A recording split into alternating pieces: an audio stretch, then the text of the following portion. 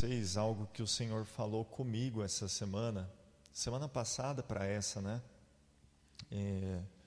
Esse período aí da semana anterior para essa daqui que nós estamos.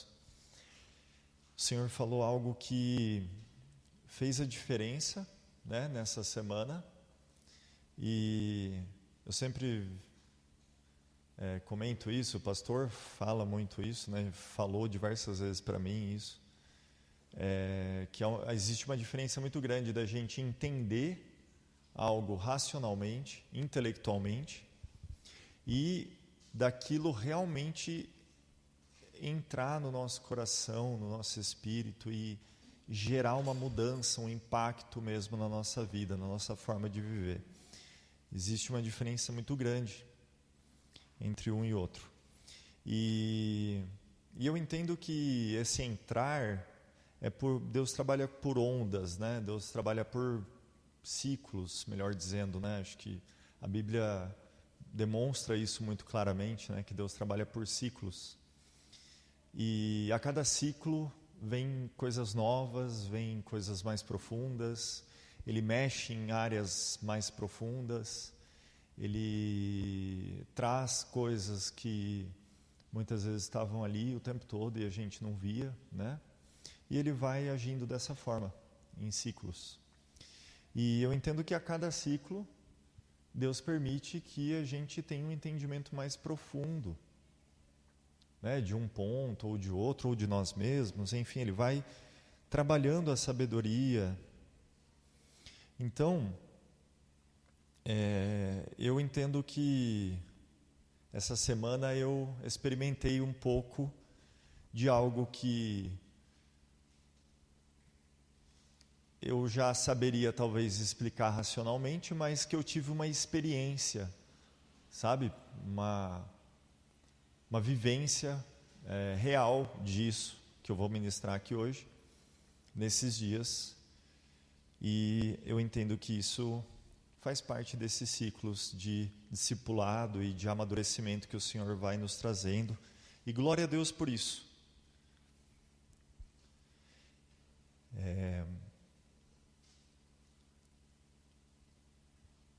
E curiosamente isso está totalmente conectado com com o que eu venho trazendo nos cultos de domingo, principalmente, sobre maturidade, tá? Então, eu gostaria de pedir que vocês abram a Bíblia na carta de Tiago, capítulo 1.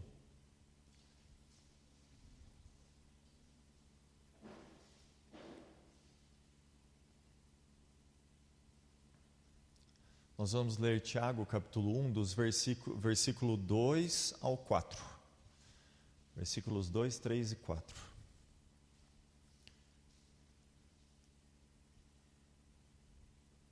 Amém? Tiago, capítulo 1, versículos 2, 3 e 4.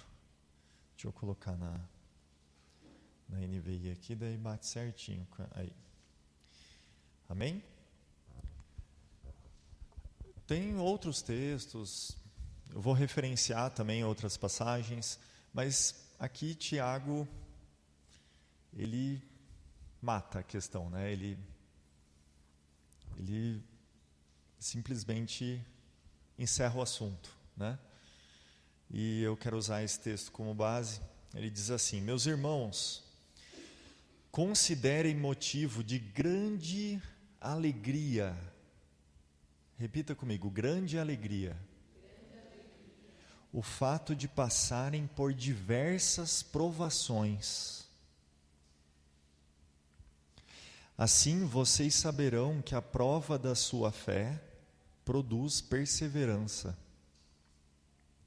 No entanto, a perseverança deve ter ação completa, a fim de que vocês sejam perfeitos e íntegros, sem que lhes falte coisa alguma. Amém? Aleluia. Eu anotei diversas coisas aqui, vocês vão ver que eu vou ler bastante, mas é porque eu não quero deixar passar nada, amém?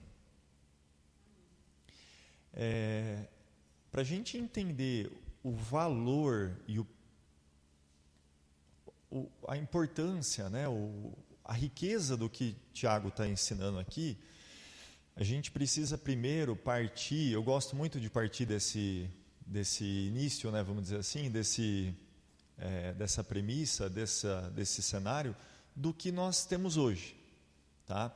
Então, o que eu quero ministrar aqui, o que eu quero trazer, é a visão em relação às provações, às dificuldades, aos problemas que nós enfrentamos.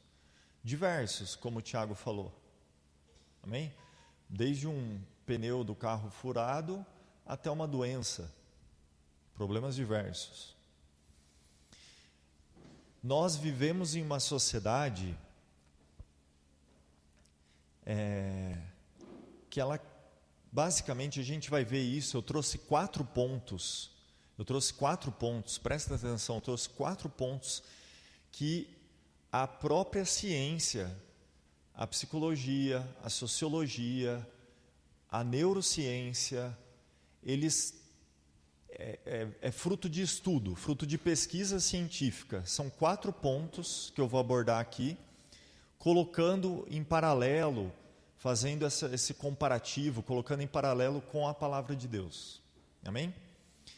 E eu gostaria de começar resumindo esse diagnóstico, né, de como é a visão da nossa sociedade contemporânea, 2026, em relação às dificuldades, aos problemas, às provações, como o Tiago fala, né?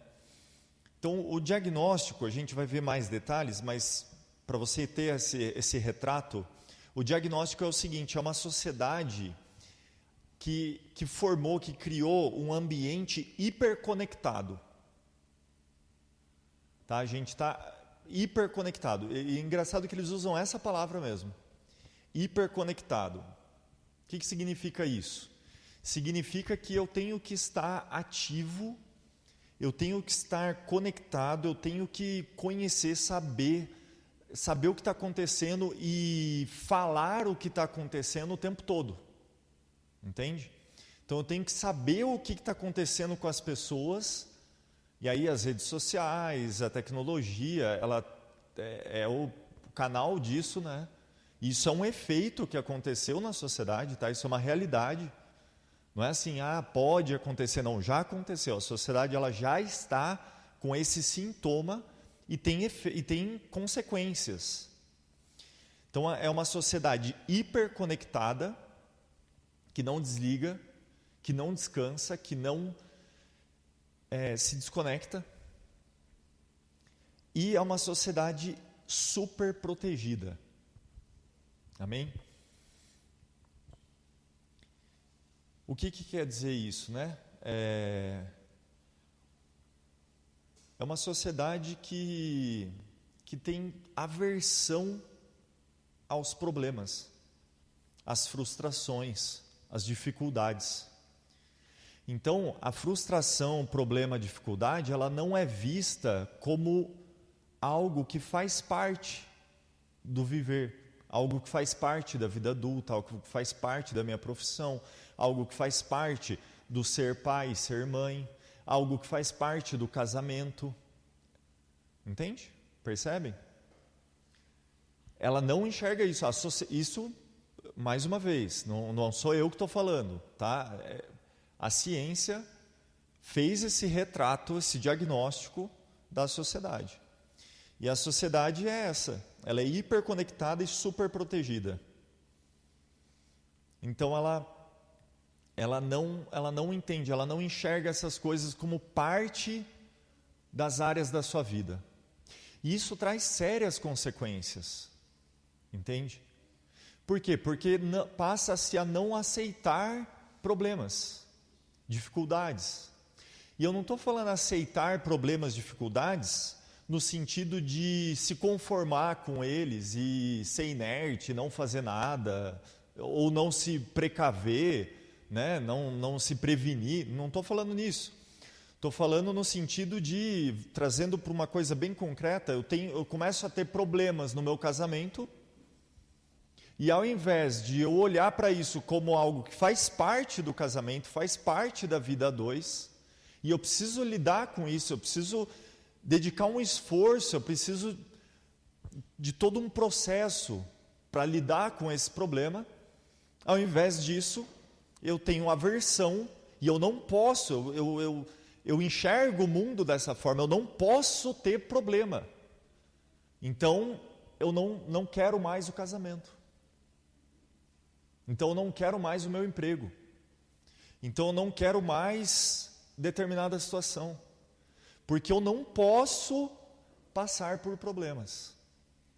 E aí, as redes sociais, o status, toda mentira, toda vida fantasiosa que é pintada nos shorts, nos vídeos, nos stories, em tudo que a tecnologia nos oferece hoje, corrobora, fortalece, traz mais argumento, mais peso para isso. Entende? Por isso que é uma sociedade cada vez mais depressiva, doente e fraca no sentido da perseverança. Volta no texto, abre de novo aí, por favor, Val.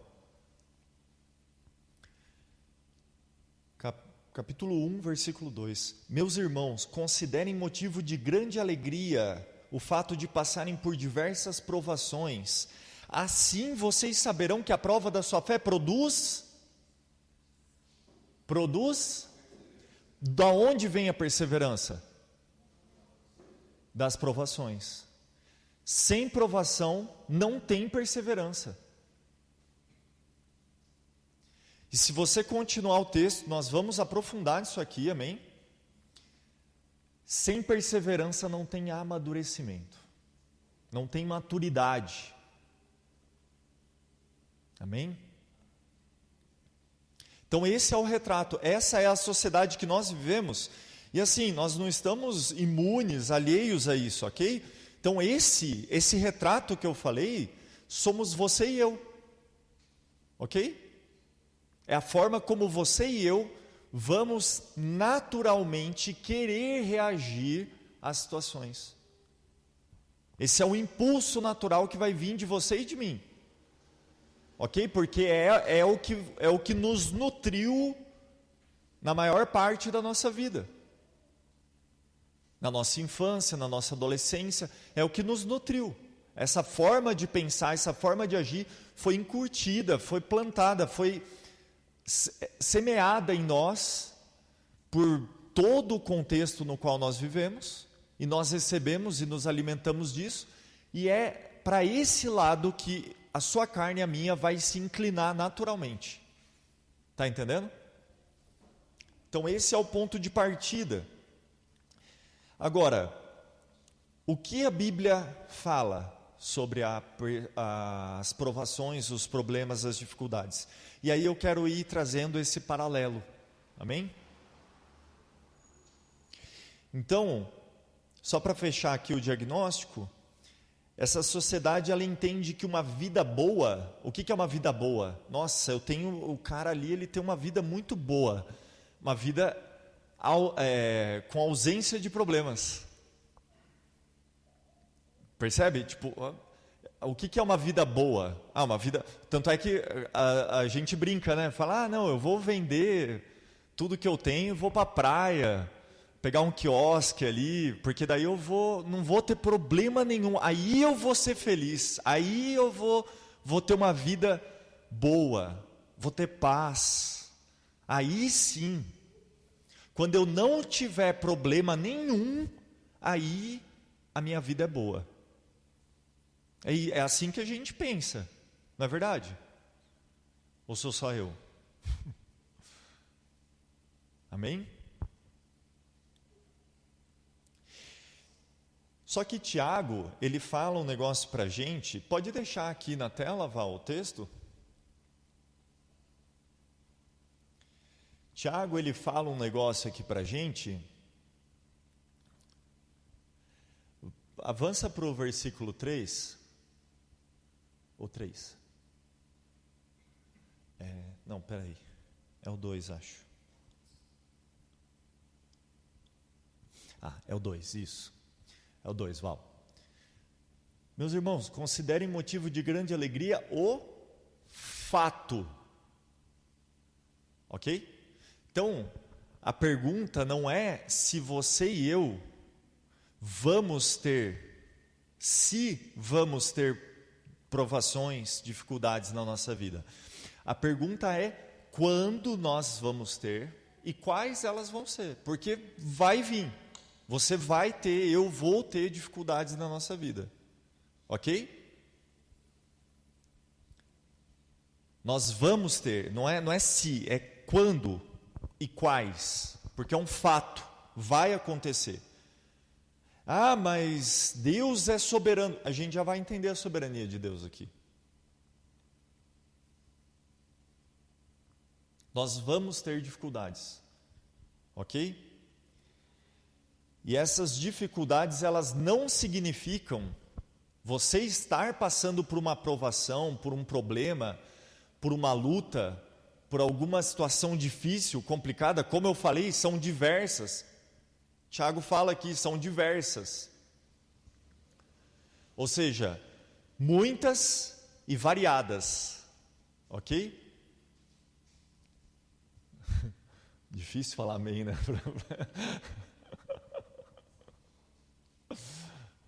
São muitas e variadas dificuldades. Mas quando isso acontece, não significa que você e eu saímos da vontade de Deus.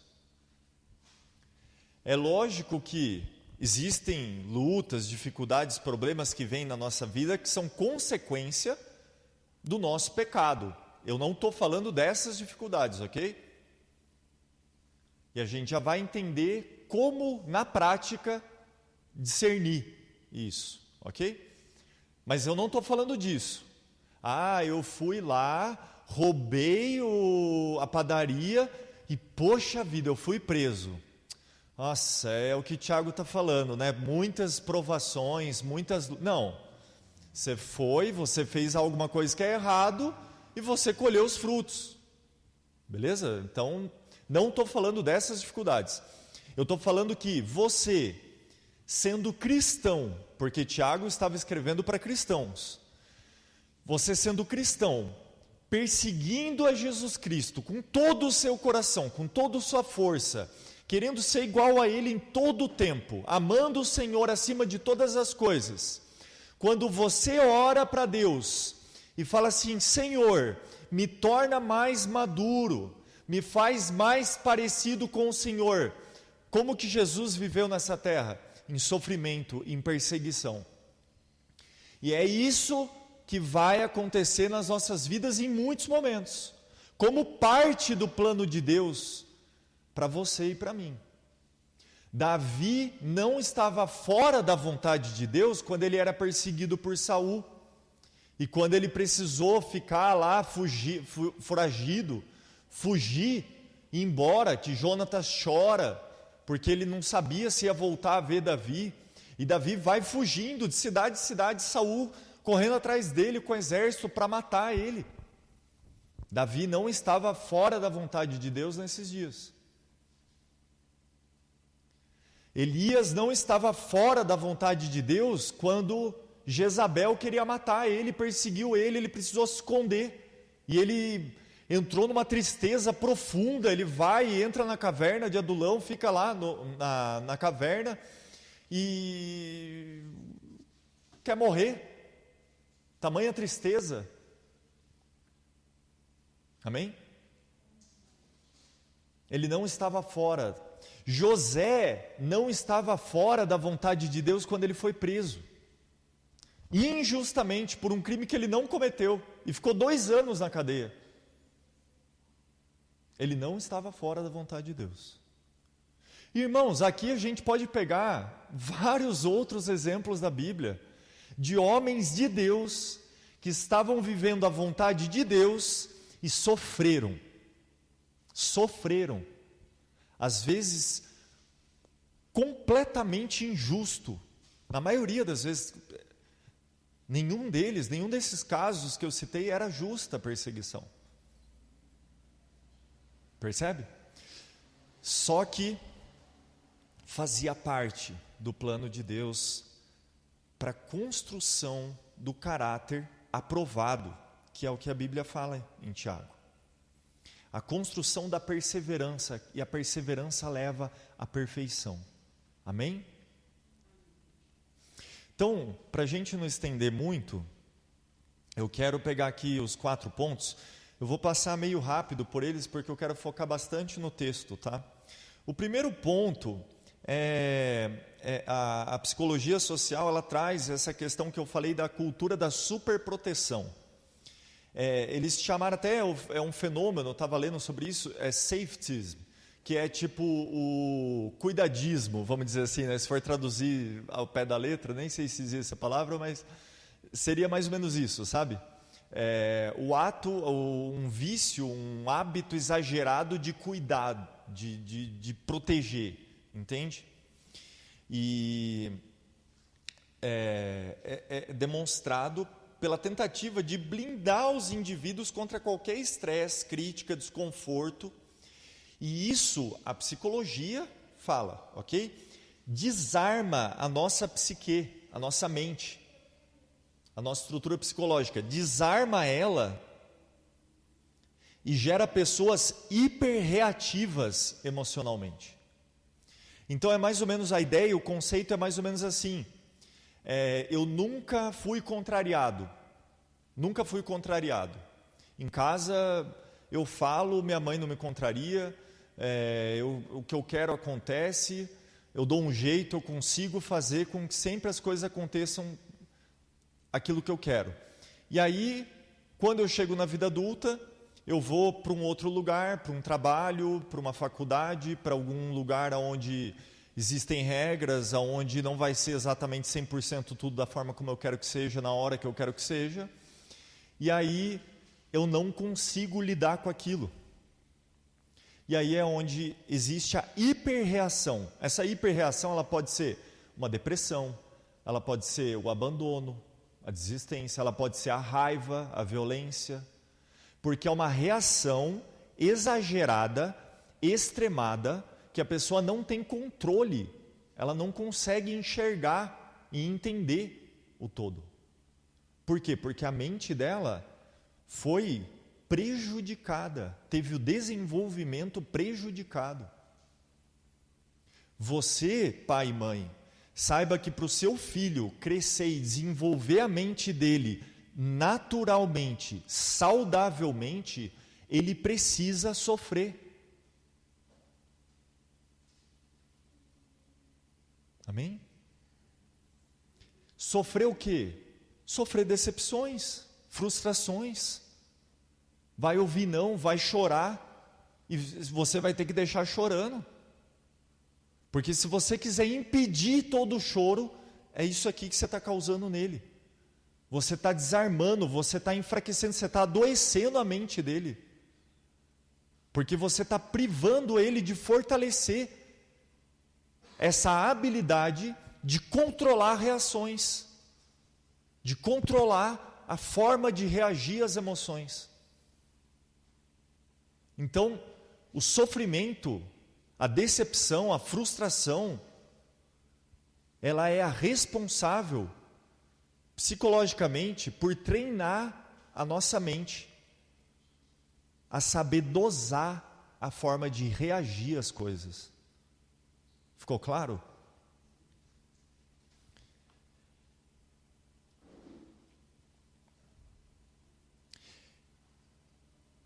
Isso daqui eu achei chocante. A neurociência, ela mapeia como o ambiente digital condicionou o cérebro à gratificação instantânea. Eu tenho que ter um retorno positivo, rápido, de tudo que eu faço. E ao disparo rápido da dopamina, que é o efeito desse retorno. É uma liberação química no cérebro, o hormônio da dopamina. O que isso causa? A redução da capacidade, aí aqui entra em termos mais técnicos, né, do córtex pré-frontal, de sustentar esforços de longo prazo e tolerar esperas e processos. E isso daqui, a neurociência, ela comprova que é um efeito causado fisicamente no cérebro. Fisicamente. Os neurotransmissores, toda a parte elétrica, química do cérebro, ela se molda, falando assim de uma forma bem grosseira, ela se molda de forma que a pessoa, ela se torna, é como se fosse programado. É como se o cérebro tivesse sido programado para aceitar, desejar, querer tudo rápido. Então, por exemplo, eu posto uma foto e eu fico lá vendo se alguém vai dar like. Entende? Eu posto um status, eu fico vendo se alguém vai curtir, se alguém vai comentar. Eu vou assistir um vídeo, tem que ser um shorts, de 15, 20 segundos. Porque 1 minuto já é muito tempo para mim. Então tem que ser tudo muito rápido. E, consequentemente, a pessoa se torna incapaz. Irmãos, é físico. Você entende que não é um hábito. Acontece uma mudança física no cérebro. Para isso ser revertido, é só com tratamento psiquiátrico, com medicação.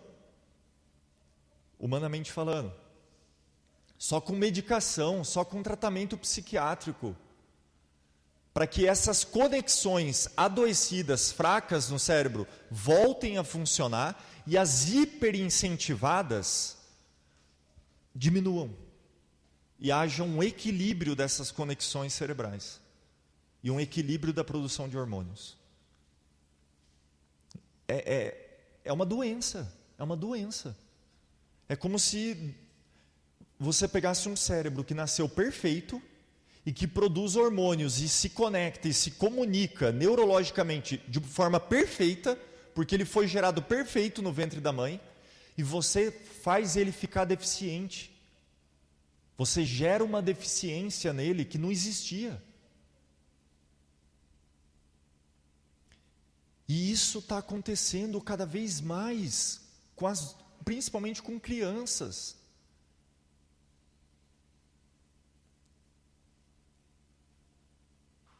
É por isso que a minha filha, por exemplo, ela tem tempo regrado de tela. Ela não assiste quanto ela quer.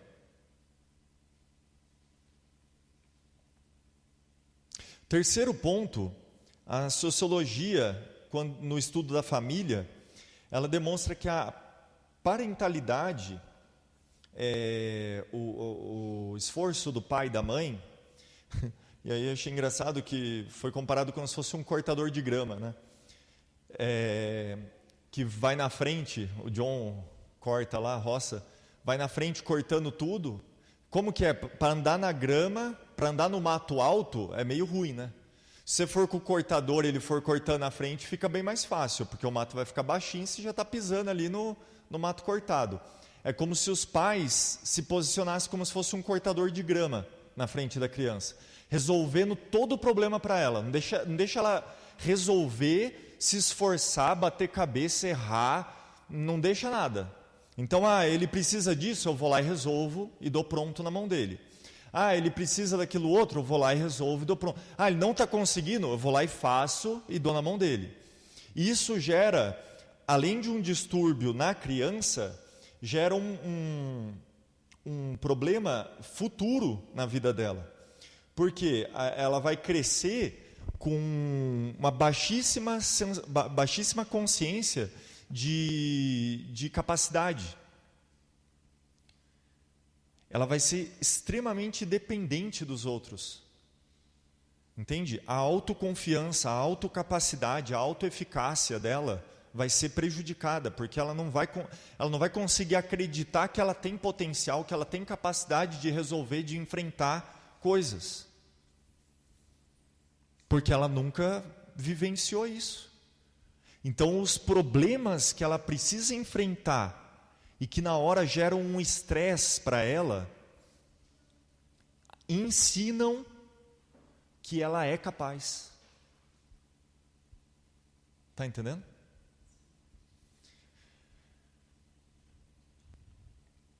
E por último, irmãos, eles já falam um termo que é algofobia. Alguém já ouviu falar? Algofobia é um termo que já é usado para definir a cultura, né? essa cultura, essa sociedade, que é o quê? Algofobia. Fobia é medo, né? É um medo extremo, e algo é dor. Então é o medo obsessivo extremo da dor. Eu não posso sofrer e sentir dor e sentir qualquer coisa ruim, qualquer forma de sentimento, de sofrimento nenhuma. Isso não pode acontecer comigo.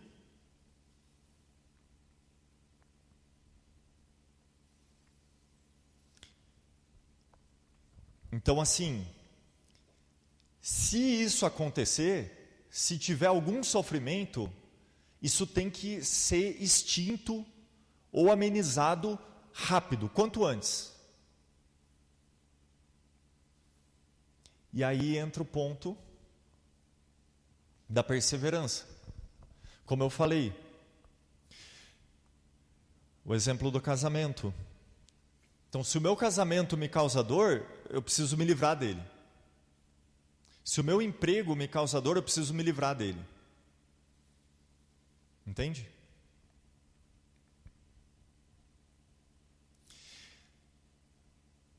Irmãos, eu gostaria muito que você se colocasse diante de tudo isso, tá?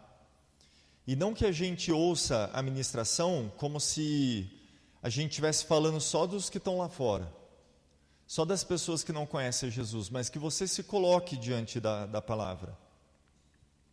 Eu passei por umas dificuldades semana passada e essa semana, até comentei com alguns irmãos, pedi oração no grupo da igreja na quinta-feira passada, e eu estava extremamente estressado, pilhado, por causa do meu serviço. Não teve nenhum problema, assim, até teve, na verdade, algumas situações ali, normais, assim, do trabalho mesmo, só que são situações muito ruins, que iam prejudicar a mim, a agência, situações ruins, né, que ninguém gostaria que acontecesse. E a minha chefe está de férias, eu estava cobrindo as férias dela, então a agência é pequena, acaba que eu tenho que fazer o dela, o meu, e o meu já é bastante, porque a agência é pequena, então tem que assoviar de bacana. E aí juntou tudo isso, e eu estava numa pilha de estresse, vontade de sair correndo daquela agência, não voltar mais, e trabalhar de qualquer outra coisa na vida, menos numa agência bancária, e muito triste, muito entristecido, falando, meu Deus, mas por quê? Senhor, tira, muda, não quero passar por isso. E aí eu comecei a orar, a colocar diante do Senhor. E é isso que eu falei que eu experimentei, sabe? Porque o Senhor permitiu que eu pudesse começar a ouvir e buscar nele o sentido daquela dificuldade, daquele sofrimento. E aí entra o ponto que eu quero começar a fechar aqui. Nós somos cristãos. Se eu estou falando para você que nós vamos sofrer, lá fora tem sofrimento? Lá fora tem sofrimento, não tem? E aí a pessoa entra aqui e ela ouve eu ministrando, ela acabou de sair de uma vida desgraçada, cheia de sofrimento, cheia de problema, ela senta aqui e a primeira coisa que ela ouve do pregador é: você vai sofrer. Ela vai querer pular da ponte. Qual que é a diferença? Se lá fora tem sofrimento e aqui tem sofrimento também, então qual que é a diferença de ser cristão?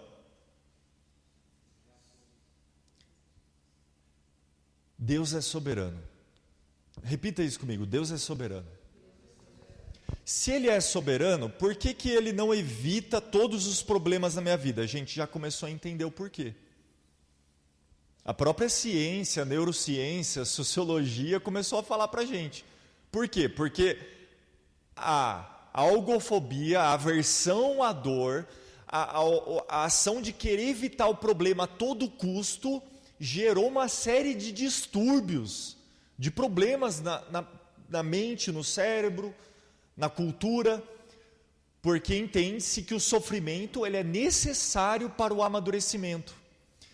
Então a diferença do cristão é que ele entende que os sofrimentos que ele enfrenta são coordenados, administrados por Deus.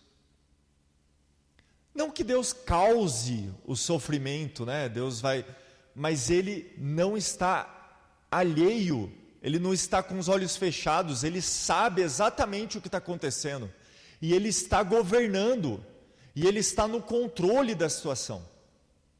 Por mais difícil, por mais dificultosa, por mais problemática que ela seja, Deus está no controle, e isso faz toda a diferença.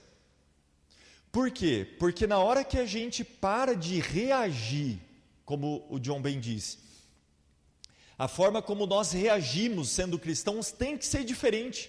Por quê? Porque na hora que a gente para de reagir na carne, igual qualquer pessoa que não tem o Evangelho, que não tem Jesus, como que reage? Reclamando, murmurando, se entristecendo, se enraivecendo, xingando, brigando, reclamando de tudo, desistindo, correndo daquele problema. Não é assim? Essa é a forma natural. Como que é a cristã? Deus, por quê? Conversa comigo, Pai. O que está acontecendo? O que o Senhor quer ensinar para mim nisso aqui? Como que isso vai me trazer maturidade? Como que isso vai me ensinar a ser mais parecido com o Senhor? O que o Senhor está querendo expor? O que o Senhor está querendo mostrar? O que o Senhor está querendo fortalecer? No cristão, a dificuldade, ela tem que ter uma reação primeira de todas: relacionamento com Deus, encontro com o Senhor, encontro com o Senhor. Não vai ser a reação natural, irmãos. Em nome de Jesus, entenda isso. Não espera naturalidade da sua carne pecaminosa. Amém? Não espera a naturalidade santa, espiritual, de algo que foi gerado em pecado. Então a sua carne, a minha carne, quando eu pedi oração para vocês, eu não estava, nossa Senhor, como você é maravilhoso, o Senhor é excelso e o seu poder se estende sobre toda a terra. Não, eu estava triste, eu estava com raiva, eu estava murmurando, eu estava choramingando. Só que eu não externei aquilo, eu não saí falando mal da empresa para todo mundo, eu não fiz nada disso. Eu peguei tudo aquilo que estava dentro de mim e eu coloquei diante de Deus em oração. Eu falei: Senhor, o que está acontecendo? E eu comecei a orar. Irmãos, na hora que você começa a orar, na hora que você busca o Senhor, na hora que você se coloca diante dele, acontece um milagre, acontece algo extremamente, absolutamente sobrenatural, que só quem é cristão, só quem tem o Espírito Santo experimenta isso, que é você ver um esvaziamento da sua alma, das suas emoções, de toda aquela agitação e inquietação do seu eu, e você vê a paz, a ordem sendo reestabelecida no caos, as coisas voltando para o seu lugar. E eu digo para você, às vezes Deus não vai nem responder você, às vezes Ele não vai nem falar o porquê que está acontecendo, ou o que Ele quer, mas o fato de você entrar na presença dEle em oração, a presença dEle já vai trazer ordem ao caos. Porque é isso que a presença de Deus faz. Então, se tem uma coisa que eu preciso gravar na minha cabeça, que é sempre a reação certa a qualquer dificuldade, ela é encontro com Deus. Não importa a dificuldade que seja. Como eu falei, pode ser um pneu furado na estrada e pode ser um câncer. Você vai buscar o Senhor em oração. Você vai se colocar diante de Deus, de todo o seu coração, de toda a sua alma, e Ele vai conduzir você em meio àquele sofrimento, até que aquela situação passe e termine. Aquela situação, ela pode terminar com um milagre sobrenatural, manifestando a glória do nome de Deus. Essa situação pode terminar com você morrendo. Essa situação pode terminar quando Jesus voltar, não importa. O que importa é a reação correta, que é o encontro com Deus, é eu buscar o Senhor. Irmãos, por que Davi conseguiu enfrentar anos de perseguição de Saul? Aí você lê os Salmos, você entende. Porque ele pegava aquele turbilhão de emoções, de sentimentos, de raiva, de ira, de violência, de ódio, de querer destruir e estraçalhar os inimigos, e ele ia para o Senhor, ele colocava tudo aquilo diante de Deus. E é incrível, você lê os Salmos, ele termina os Salmos glorificando, louvando o nome de Deus. Você vê a carga sendo removida, verso após verso do Salmo. É isso que a presença de Deus faz com a gente, querido. Deus não falou sobrenaturalmente comigo, não veio um anjo do céu e falou: Antônio, continua, persevera, porque o Senhor vai fazer. Não aconteceu nada disso, não veio nenhum profeta, não veio nada, mas eu fiquei em paz, as coisas voltaram nos eixos, e eu pude fazer o que a ciência, a sociologia, a neurociência, a psicologia fala que a sociedade adoecida, nós não conseguimos naturalmente mais, que é o quê? Olhar além dos nossos sentimentos, emoções e pensamentos, e entender realmente o que está acontecendo. Só Deus vai poder fazer isso com você, querido. Você está entendendo? Quando você entra na presença de Deus, é isso que vai acontecer. Então quando eu for orar, o meu problema vai ser resolvido? Não, quando você for orar, você vai ser resolvido. Você, o seu coração vai ser resolvido. O seu coração vai ser alinhado. O problema talvez continue lá, só que você vai estar no posicionamento, no lugar certo, para enfrentar, lidar e amadurecer com aquele problema. Irmãos, eu tô falando isso para vocês, está ardendo, está pegando fogo dentro de mim, porque se nós formos uma igreja, se nós formos cristãos capazes de, como disse Tiago, nos alegrarmos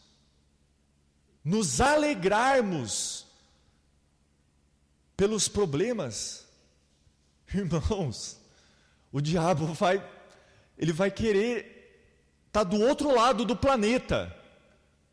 Os demônios vão ter medo, vão ter temor, porque não tem nada que possa parar uma igreja que confia e conhece o Senhor ao ponto de entender que Ele é soberano até quando as coisas dão errado,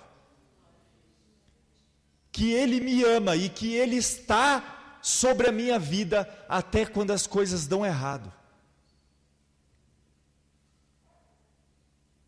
Amém? Mas como que eu faço isso? Como que eu exercito isso?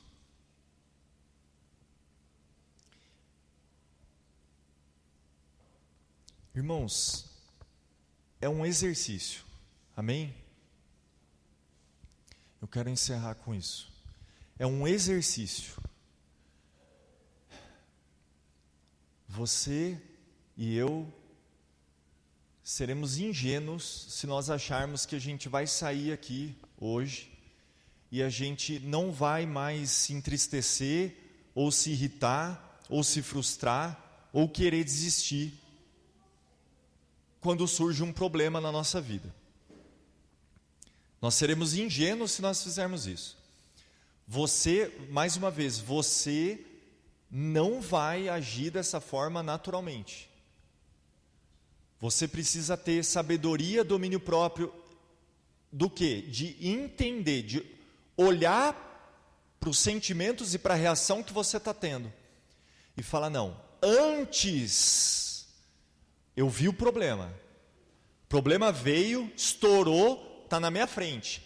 Antes, repita isso comigo, antes de eu murmurar, de eu reclamar, de eu chorar, de eu gritar, de eu ficar com raiva, antes de eu externar, extravasar todos esses sentimentos que vão estar em mim, eu vou ter um encontro com Deus. Amém? É isso. É isso. Deus não está falando para a gente não sentir. Porque isso é impossível. Ele não está falando, olha, não se frustre. Ó, vai vir problema, mas não se frustre. Ele não está falando isso. O que ele está falando é persevere. É permaneça. E você só vai permanecer, e eu só vou permanecer se, ao invés de nós extravasarmos e executarmos, agirmos com tudo aquilo que nasce em nós pelo pecado, ao invés disso, nós formos para Deus, com tudo aquilo, com aquele caos, aquele turbilhão. Gênesis 1 diz o quê?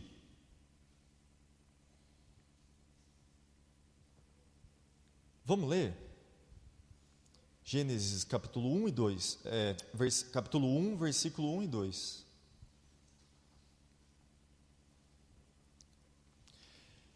Gênesis 1, versículo 1 e 2. No princípio, Deus criou os céus e a terra. A terra era sem forma e vazia, e havia trevas sobre as águas profundas. E o Espírito de Deus se movia sobre a face das águas. Quem tem alguma tradução diferente aí da que eu li? Está todo mundo igual?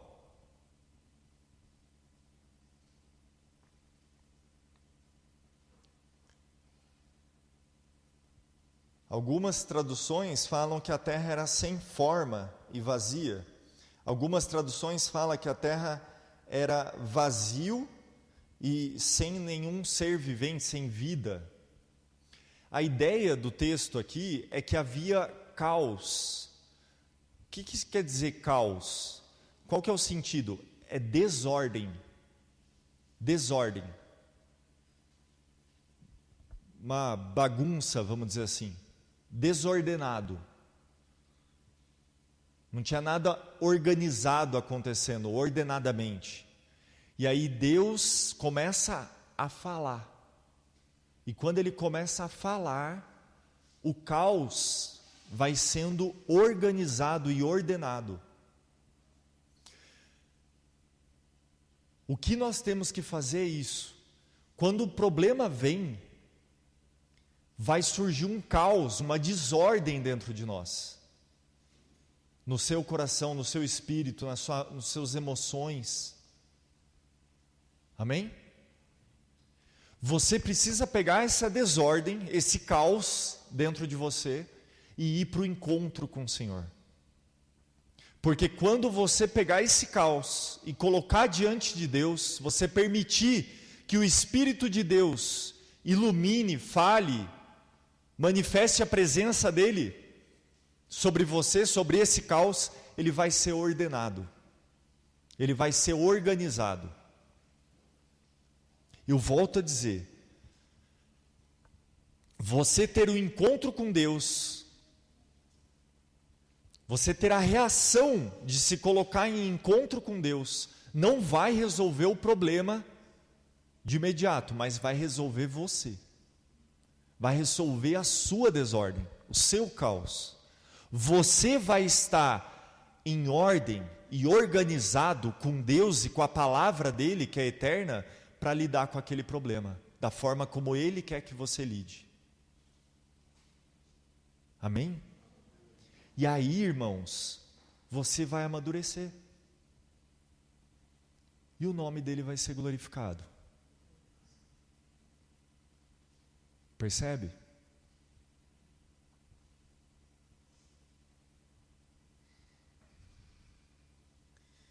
É isso. É isso, querido. É por isso que você e eu temos dificuldades, temos lutas. E é por isso que Deus não nos priva de todas as dificuldades, de todos os problemas. Mas também é por isso que faz toda a diferença. Daquele exemplo que eu dei do cara que está lá fora com a vida toda desgraçada, bagunçada, cheia de problemas, e senta aqui, e ele vai ouvir, não que a vida dele não vai mais ter problema, mas que ele vai poder se livrar desse caos que está dentro dele. E que ele vai ter um Deus que é soberano, conduzindo ele por meio de qualquer problema que surja no caminho dele.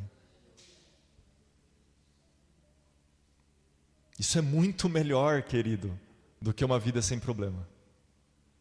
Acredite. Isso faz de você e de mim pessoas muito melhores do que pessoas que não teriam nenhum problema. Amém? Fique em pé.